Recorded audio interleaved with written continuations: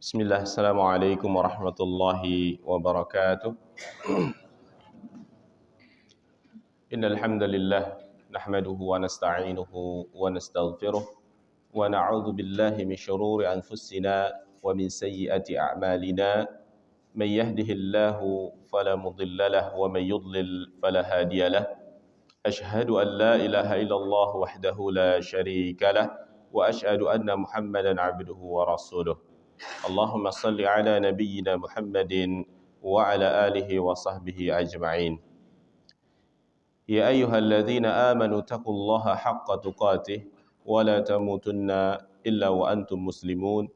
Ya ayyuhan nasu taqu rabbakumul ladzi khalaqakum min nafsin wahidah wa khalaqa minha zawjaha wa batha minhuma rijalan katsiran wa nisaa'a wattaqullaha alladzi tasaaluna bihi wal arham. Inna Allah kana 'alaikum raqiba. Ya ayyuhalladzina amanu taqullaha wa qulu qawlan sadida yuslih lakum a'malakum wa yaghfir lakum dhunubakum wa man yuti'illaha wa rasulahu faqad faza fawzan 'azima. Amma ba'du.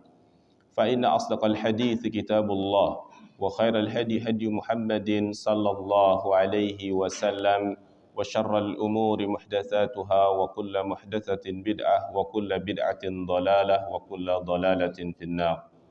Ikhwani wa akhwati rahimani wa rahimakumullah, jamaah mushalah al-ikhwan yang semoga Allah merahmati semuanya.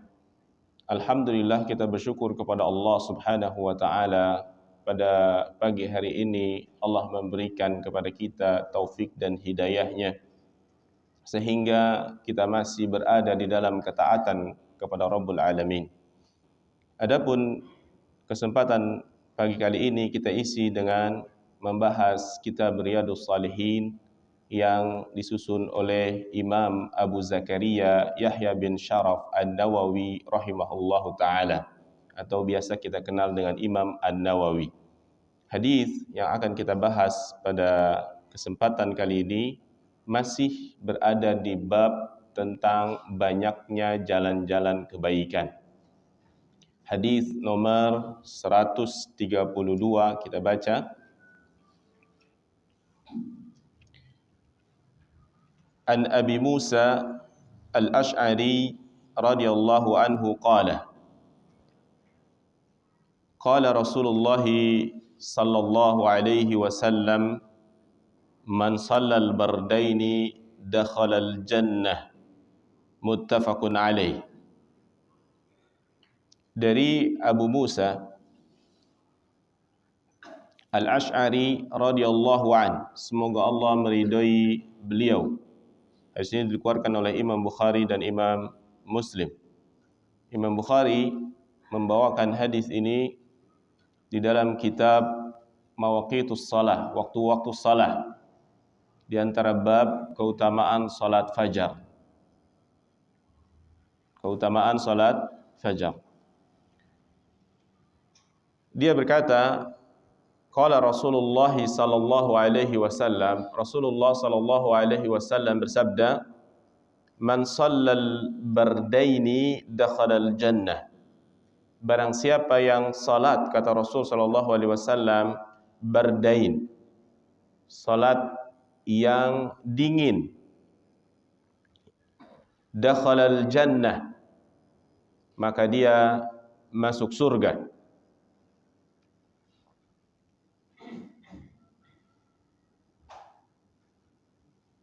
Al-bardan, maksud daripada dua salat yang dingin, pada waktu yang dingin, Imam Nawawi rahimahullah menafsirkan yang dimaksud dengan waktu ini adalah salat subuh dan salat asar. Imam Nawawi rahimahullah menafsirkannya dengan as-subhu wal asru, salat subuh dan salat asar. Jadi barang siapa yang salat dua waktu, yaitu salat subuh dan salat asar, maka kata Nabi, dakhalal jannah, dia masuk surga. Kenapa salat subuh dan salat asar? karena dua salat ini di penghujung hari. Dua salat ini berada di dua penghujung hari. Subuh di awal hari, di awal siang, dan asar di penghujung siang. Karena salat fajar, salat subuh disebut juga dengan salat fajar, ini di mana waktu paling dingin di antara malam. Dari sepanjang malam, maka waktu yang paling dingin adalah subuh. Adapun asar adalah waktu yang paling dingin di siang hari. Setelah matahari tergelincir, maka matahari atau udara menjadi lebih dingin dari sebelumnya. Ini juga berdasarkan hadis Nabi SAW yang lain, yaitu ketika Nabi SAW melihat bulan purnama di suatu malam. Kemudian beliau SAW bersabda kepada sahabatnya, "Innakum satarawna rabbakum kama tarawna hadzal qamar, la tudamuna fi ru'yatih." Sesungguhnya kalian nanti akan melihat Rabb kalian. Ini merupakan nikmat tambahan para penduduk surga. Di antara nikmat tambahannya adalah bisa melihat Rabb kalian. Kama tarawna hadzal qamar, sebagaimana kalian melihat bulan ini, bulan purnama. La tudamuna fi ru'yatih, kalian dalam melihat bulan tersebut tidak berdesak-desakan. Fa in istata'tum alla tughlabu ala salati qabla tulu'i syamsi wa qabla ghurubiha faf'alu. Maka saat itu Nabi SAW mengatakan, maka jika kalian mampu untuk tidak melewati, tidak ketinggalan atas salat sebelum matahari terbit, yakni salat subuh, dan sebelum terbenamnya matahari, yakni salat asar, maka lakukanlah. Ya, jadi ini menjadi penguat. Hadis ini menjadi penguat bahwasanya dua salat ini memiliki keutamaan.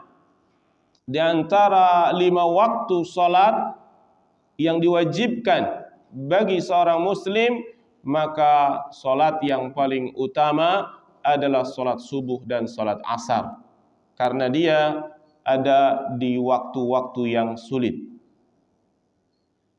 untuk kita kerjakan daripada salat-salat yang lain.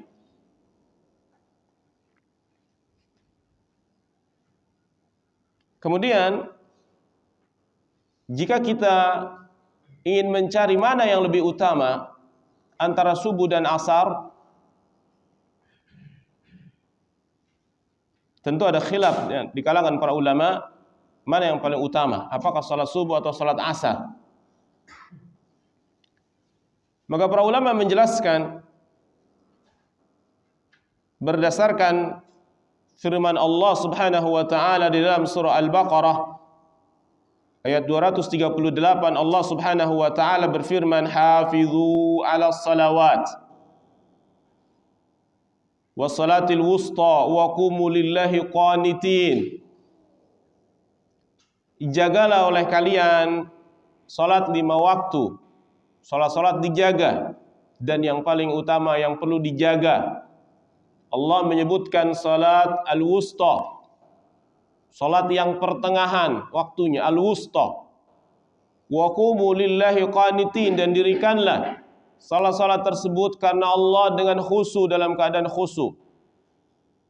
Para ulama ingin mencari apa yang dimaksud dengan salat al-wusta, karena ini merupakan salat yang paling afdal di antara salat-salat yang lain. Kemudian Nabi kita yang mulia alaihi salatu wassalam ketika perang Khaybar, ya, perang Ahzab, maksudnya perang Ahzab, perang Khandaq, bukan perang Khaybar, perang Khandaq yang disebut juga perang Ahzab. Nabi kita yang mulia alaihi salatu wassalam dan para sahabatnya menunggu perbatasan, yakni parit. Dan para sahabat disibukkan dengan peperangan tersebut sehingga terlambat salat asar. Maka Nabi SAW melaknat orang-orang kafir Quraisy dengan mengatakan, "Mala Allahu buyutakum wa kuburahum nara." Semoga Allah memenuhi kuburan, rumah-rumah mereka, orang-orang kafir, dan rumah-rumah mereka dan kuburan-kuburan mereka dengan api. Sama tuglabuna anis salatil wusta, salatul asr. Sebagaimana mereka telah menyibukkan kita, membuat kita terlambat salat al-wusta, yakni kata Nabi salat asar. Berarti dari hadis ini kuat bahwasanya yang dimaksud dengan salatul wusta adalah salat asar. Berarti salat asar memiliki kedudukan lebih utama dibandingkan dengan salat yang lain. Ya, karena salat asar ini merupakan penghujung hari di mana manusia sibuk dengan dunianya. Mau berhenti tanggung, ya. Disinilah kedudukan salat asar disuruh untuk kita menjaganya. Menjaga salat al-asar. Dalam hadis ini ada dua waktu, yaitu salat subuh dan salat al-asar. Barang siapa yang salat keduanya, melaksanakan salat keduanya, ya, kata Nabi SAW, dakhalal jannah, masuk surga. Apa yang dimaksud dengan dakhalal jannah?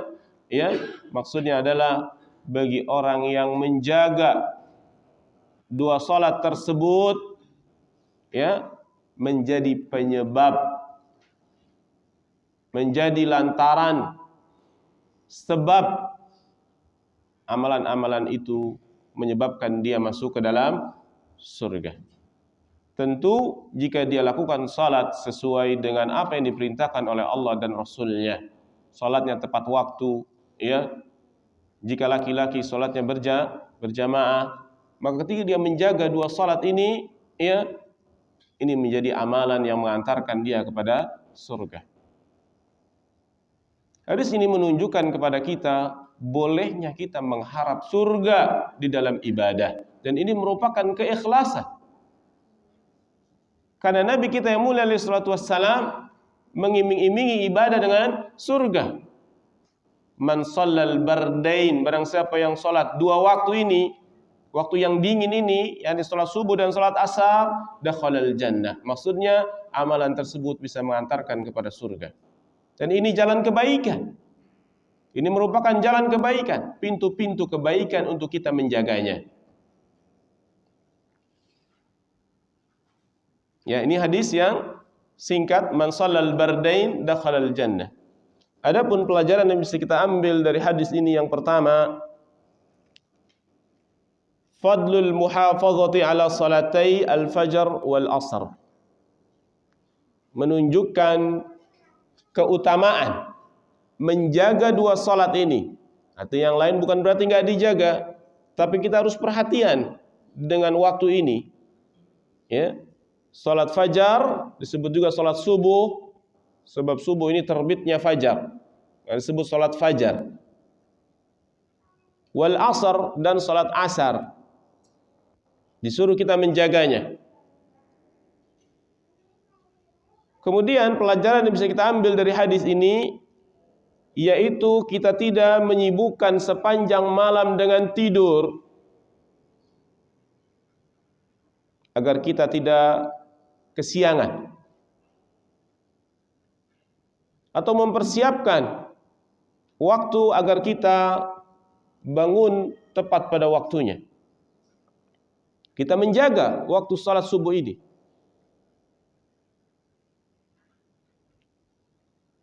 dan juga menjaga salat asar. Karena salat asar ini di mana manusia lalai dengan dunia.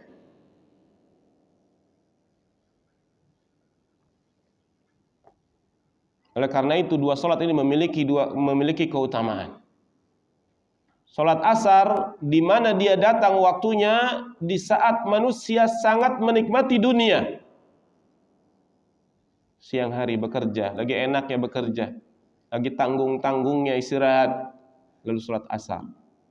Bajunya masih kotor, dia harus menggantinya dan seterusnya, ya, karena pekerjaannya asik dengan dunianya, atau jalan-jalan lagi asik dengan jalan-jalannya, makan sedang asik dengan makan makanannya, pesta asik dengan pestanya. Nah, salat asar harus dijaga. Sulit waktu ini, ya. Maka barang siapa yang menjaganya, ya, Allah masukkan ke dalam surga. Yang berikutnya subuh, ya, karena manusia kebanyakan sedang tenggelam di dalam kenikmatan tidur. Maka ketika bangun pada waktu salat subuh ini, ya, tentu ganjarannya lebih dibandingkan dengan salat-salat yang lain. Ya. Ini hadis yang pertama yang kita baca, yaitu hadis tentang man shallal bardain dakhalal jannah. Hadis ini riwayat Bukhari dan Muslim, hadis sahih. Kemudian berikutnya, hadis nomor 133.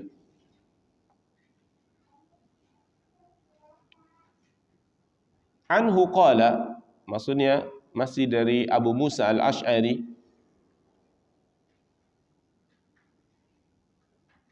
Dari Abu Musa al-Ash'ari, qala dia berkata, qala Rasulullah sallallahu alaihi wasallam. Rasulullah sallallahu alaihi wasallam bersabda, "Idza maridal 'abdu aw safara kutiba lahu mithlu ma kana ya'malu muqiman sahihan." Rawahul Bukhari.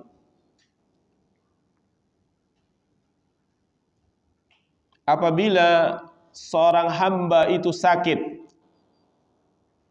atau dia safar,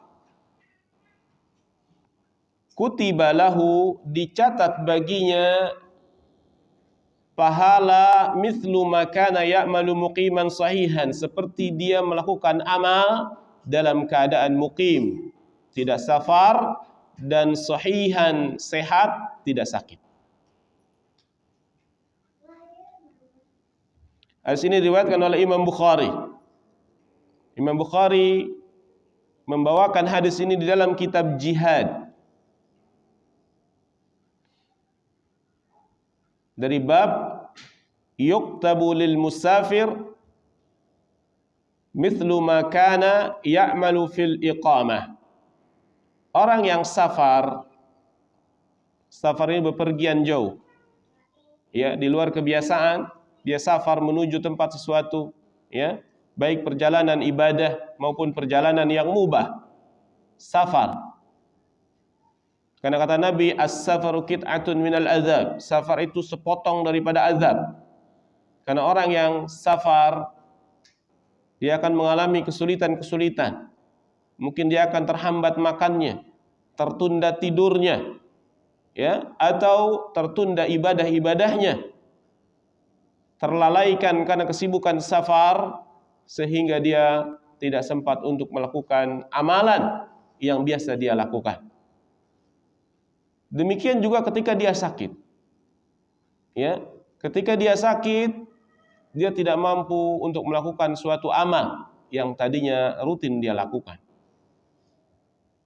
Maka ini merupakan jalan kebaikan, ya, jalan kebaikan.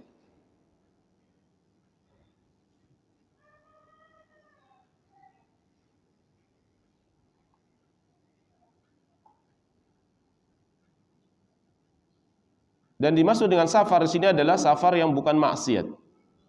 Ya, jadi safar yang dimaksud dalam hadis ini adalah safar yang mubah dan safar yang wajib.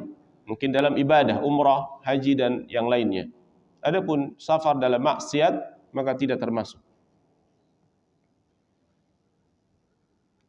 Demikian dikatakan oleh Ibnu Battal. Hadis ini semuanya berkaitan dengan nawafil, dengan ibadah sunnah. Adapun ibadah yang wajib tidak boleh gugur lantaran safar atau lantaran sakit, seperti salat. Bukan memiliki makna, oh kalau lagi salat, atau lagi sakit, atau lagi safar tidak perlu salat. Sebab sudah tercatat amalannya seperti dia melakukan ketika dia mukim atau ketika dia sehat. Tidak demikian. Ya. Hadis ini ditujukan untuk an-nawafil, untuk ibadah-ibadah sunnah. Seperti misalkan dia biasa zikir pagi sore, misalkan.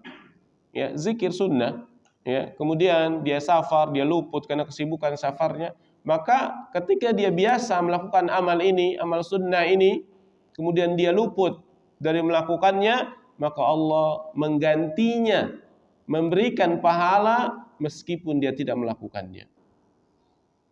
Ya. Demikian juga ketika dia sakit, ya. Jika berkaitan dengan masalah yang wajib, mungkin maknanya adalah dia tidak sempurna melakukannya. Ya, misalkan dia biasa dalam keadaan mukim atau dalam keadaan sehat dia salatnya berdiri. Maka ketika dia sakit, dia salatnya duduk.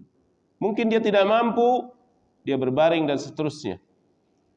Maka ketika dalam kondisi seperti ini, dalam rukhsah seperti ini, maka dia dihitung sempurna dalam keadaan berdiri. Ya, dihitung sempurna karena dia dalam keadaan uzur. Demikian juga ketika dia dalam safar, dia tidak bisa salat sempurna. Tapi bukan berarti ya dia tidak wajib atau gugur kewajibannya. Ya. Adapun yang dimaksud dengan ayat hadis ini berkaitan dengan masalah sunnah atau an-nawafil.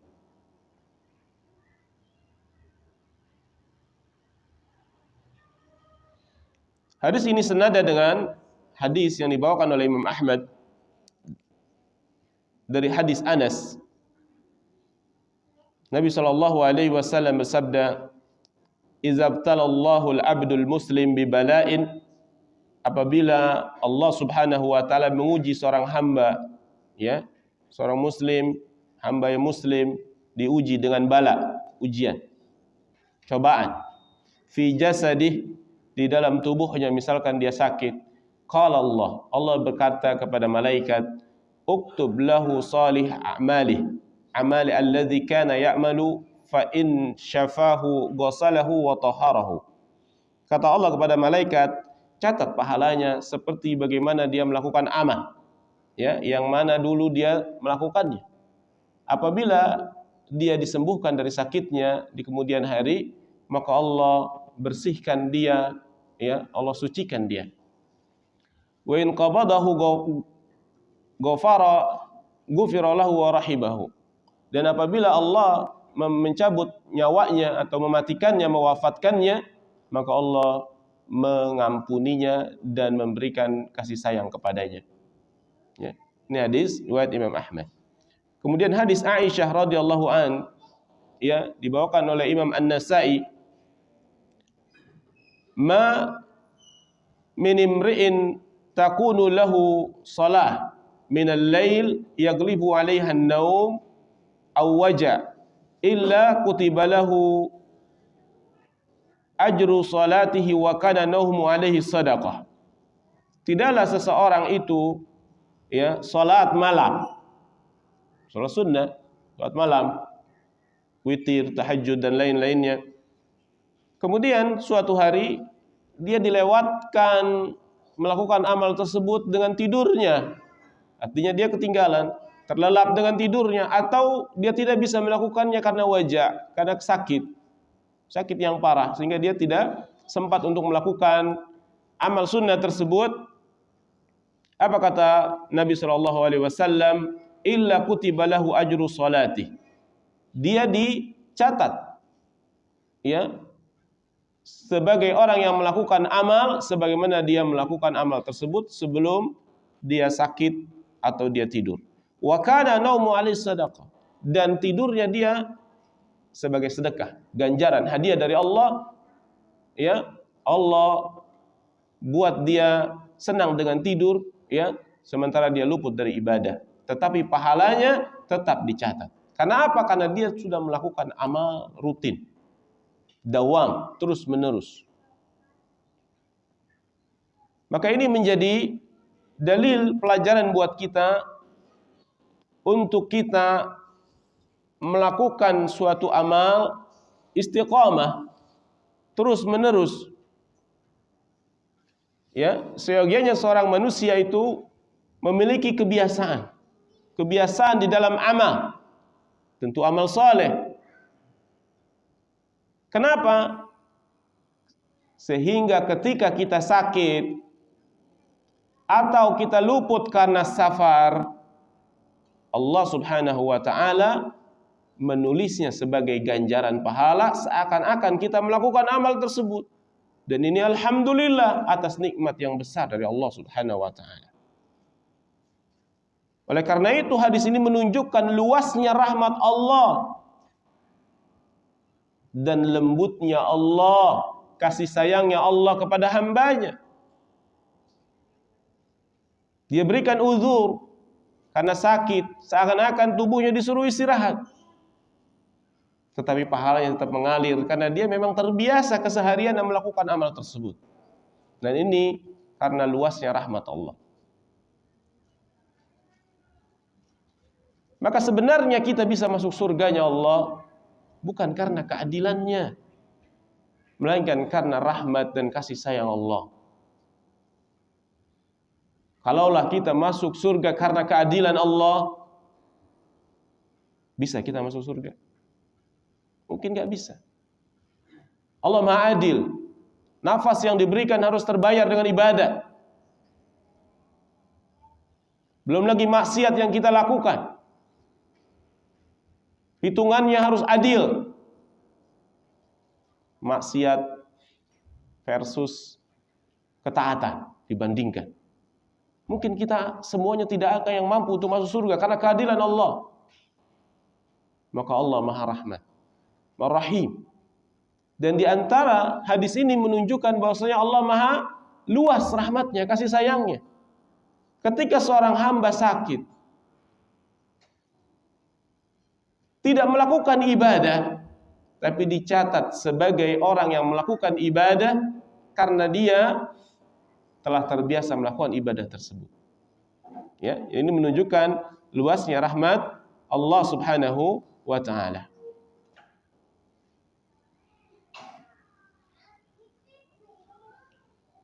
Ya, oleh karena itu hadis ini menjadi peringatan buat kita, ya, untuk orang yang berakal tentunya mendawamkan ibadah ketika sehat, ketika waktu luang, ketika tidak safar, maksudnya dia perbanyak ibadah, amalan-amalan saleh, sehingga ketika dia luput maka dia mendapatkan pahala yang tetap mengalir. Ini berlaku jika dia melakukannya rutin. Jika dia tidak melakukan rutin, maka tidak diberikan pahala. Ya. Dan ini juga menunjukkan jalan kebaikan banyak.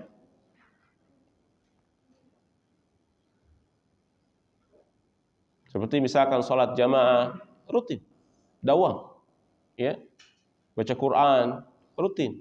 Kita punya waktu khusus untuk baca Quran rutin. Ketika suatu saat kita terluput, ya, dari membaca Quran karena ada suatu hal, maka Allah mencatatnya sebagai amalan baca Quran. Zikir, ya, pagi, zikir sore, rutin, zikir. Amalan-amalan sunnah yang lainnya. Ya. Ini merupakan jalan-jalan kebaikan. Nah, kita baca hadis yang lain, hadis berikutnya, yaitu hadis dari Jabir, an Jabirin radhiyallahu anhu qala, dari Jabir, semoga Allah meridai beliau, qala, dia berkata, Qala Rasulullah sallallahu alaihi wasallam, Rasulullah sallallahu alaihi wasallam bersabda, kullu ma'rufin sadaqah. Setiap ma'ruf adalah sedekah. Kullu ma'rufin sadaqah. Setiap ma'ruf adalah sedekah.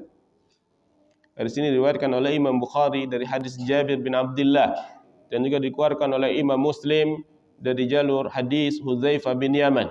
Semoga Allah meridai mereka. Yang dimaksud dengan al-ma'ruf, kullu ma'rufin sadaqah, setiap sesuatu yang ma'ruf adalah sedekah.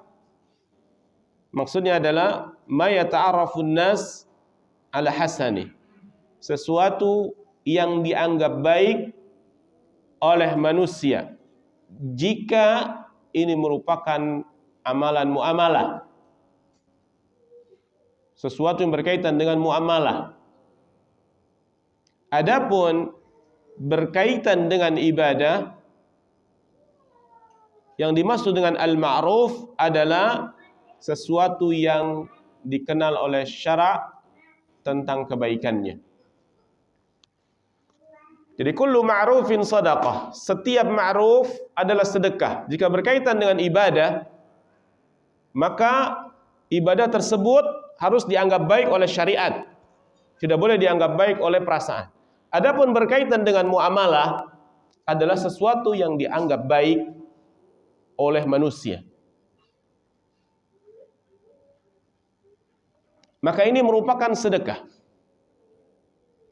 Dan sedekah ini tidak perlu menunggu kaya. Karena bentuk-bentuk sedekah banyak sekali. Di antaranya dalam hadis ini kullu ma'rufin sadaqatun. Setiap yang ma'ruf, ya, yang berkaitan dengan kebaikan, yang dianggap oleh manusia itu kebaikan, maka dia termasuk sedekah. Artinya apa? Mendapatkan pahala, ya. Dan sedekah tidak seperti aslinya dengan harta, dengan benda, tapi dengan kebaikan. Maka ini merupakan ajaran Nabi SAW untuk kita terus berbuat baik.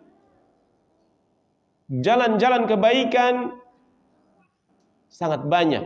Di antaranya setiap yang manusia menganggapnya baik, kita melakukannya, maka ini merupakan sedekah. Ingat dalam urusan muamalah. Dalam hadis yang lain juga dikatakan kullu tasbihatin sadaqah. Setiap tasbih adalah sedekah. Wa kullu tahlilihi sadaqatun. Setiap tahlil, ya, ucapan la ilaha illallah, sedekah. Wa kullu tahmid sadaqah. Dan setiap tahmid sedekah. Dan juga amar ma'ruf nahi munkar juga termasuk sedekah.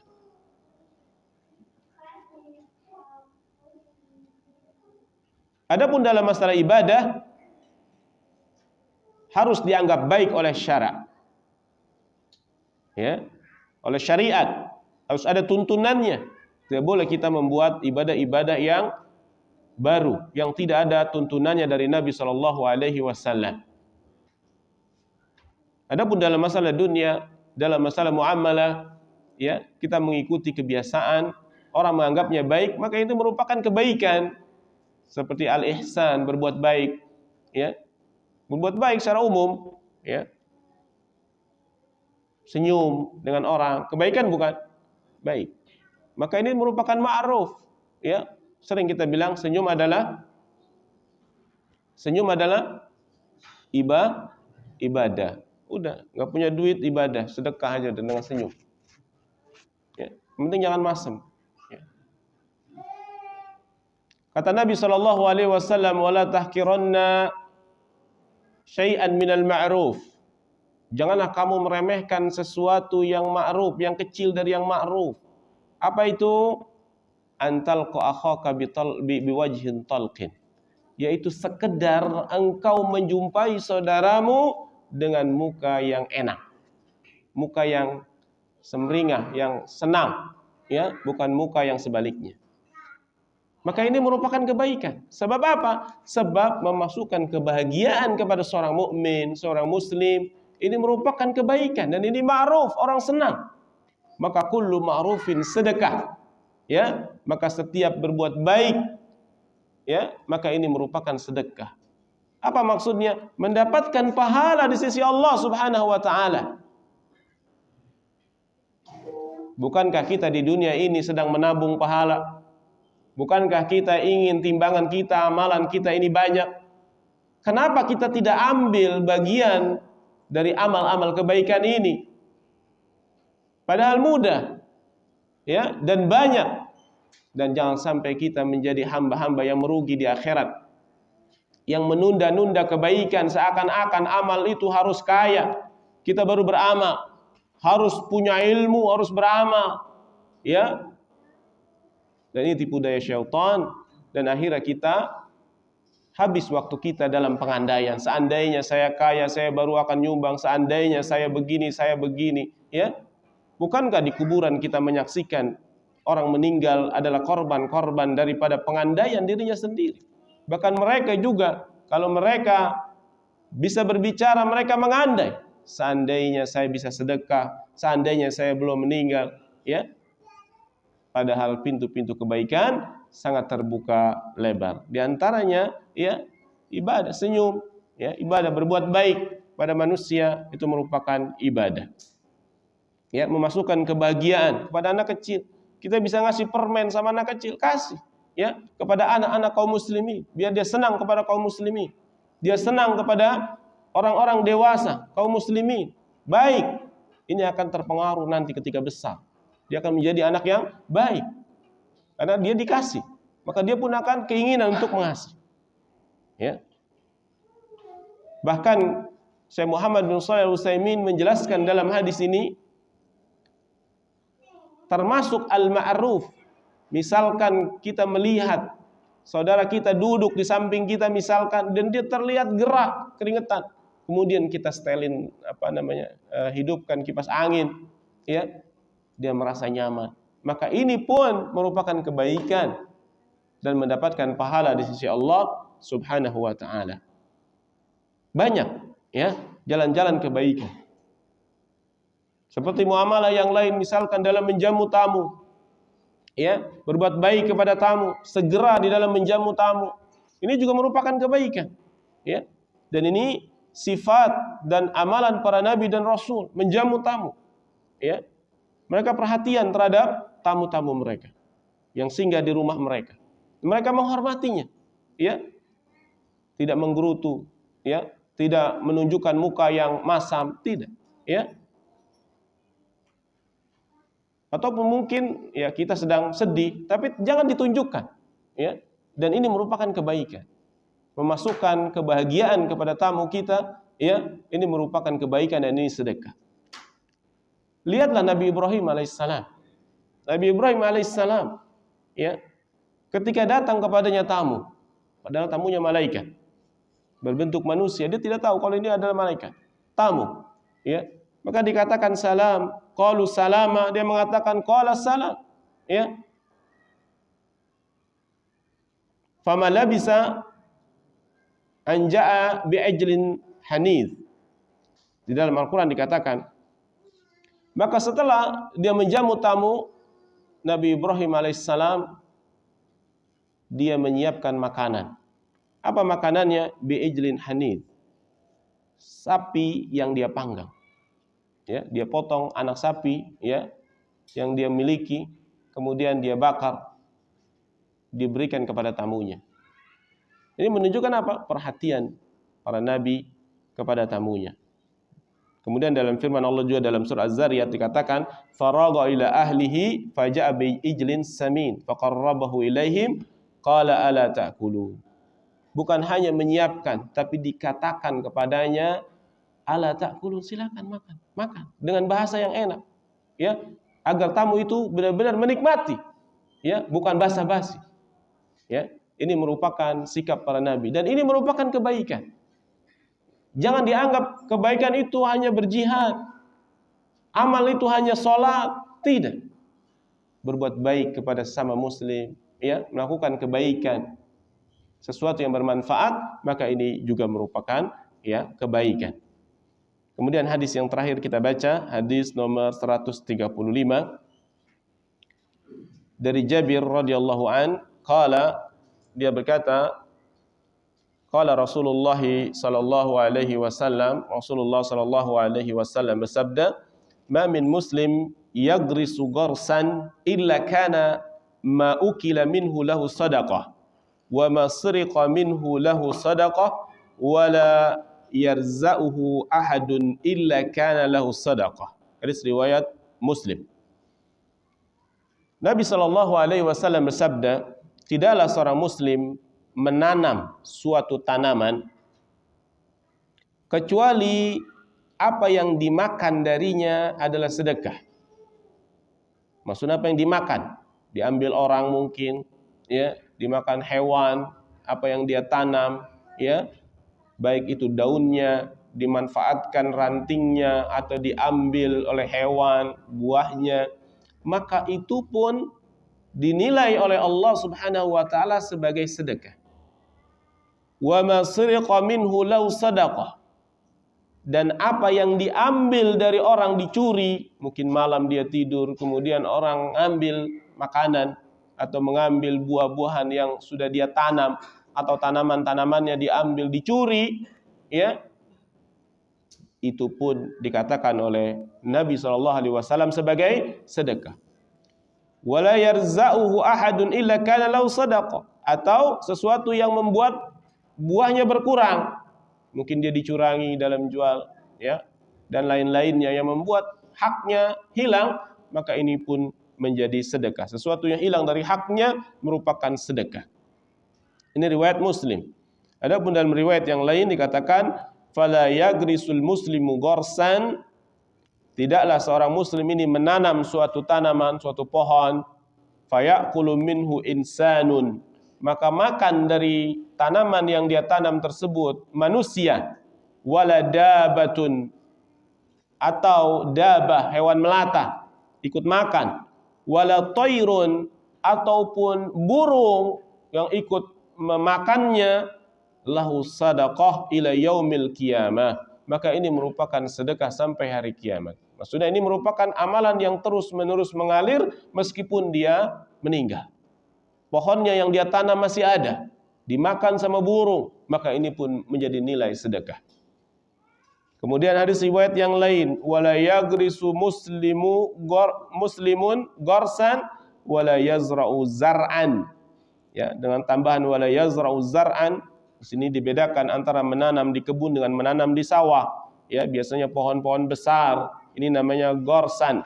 Ya, menanam pohon dan menanam mungkin sayur mayur dan seterusnya, ya. Fayaqulu minhu insan, maka manusia memakannya, wala dabatun, ataupun hewan melata, wala syai'un, ataupun sesuatu yang lain, illa kanat lahu sadaqah, maka dia termasuk digolongkan ke dalam sedekah. Maka hadis ini anjuran kepada kita untuk apa?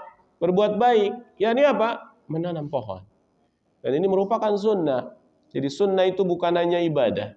Ya, sunnah juga berkaitan dengan masalah yang bermanfaat buat manusia. Di antaranya adalah menanam. Al-hassu 'alal gharsi wal zira'ah. Ya, anjuran untuk menanam, membuka ladang, ya. Karena ini merupakan, ya, syiarnya bumi. Ya, bumi menjadi baik dengan adanya tanaman. Dan ini merupakan amal yang tidak terputus pahala seseorang ketika dia meninggal. Dia punya pohon, punya kebun, ya, terus mengalir. Apalagi kebunnya diperbaharui terus, ya, oleh keturunannya. Sebagian yang disedekahkan misalkan, ya, burung hinggap, ya, sampai hari kiamat di situ, bersarang dan seterusnya, ya, maka di kebun tersebut mengalir sedekah kepadanya, ya.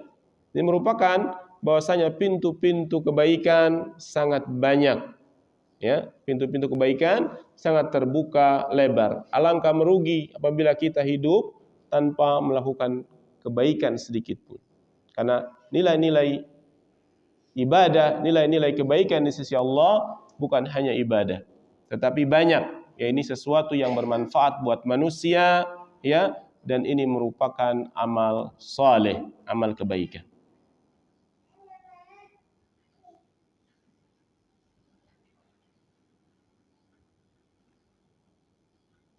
Dari sini juga kita bisa mengambil pelajaran bolehnya kita melakukan kegiatan yang bermanfaat. Ya, baik itu kegiatan sosial, ya, berkaitan dengan ekonomi, perdagangan, profesi, ya. Kenapa engkau belajar komputer? Agar saya bermanfaat buat manusia. Kenapa kamu belajar ilmu-ilmu hitung, ilmu dunia? Kenapa kamu belajar ilmu ini, ilmu peternakan? Kenapa? Jawabannya agar saya lebih bermanfaat buat manusia. Ya. Dan ketika seseorang itu semakin bermanfaat, maka dia akan semakin menjadi orang yang baik di kalangan manusia. Ya, kata Nabi, khairukum man anfa'ukum linnas. Sebaik-baik kalian adalah orang yang paling bermanfaat buat manusia.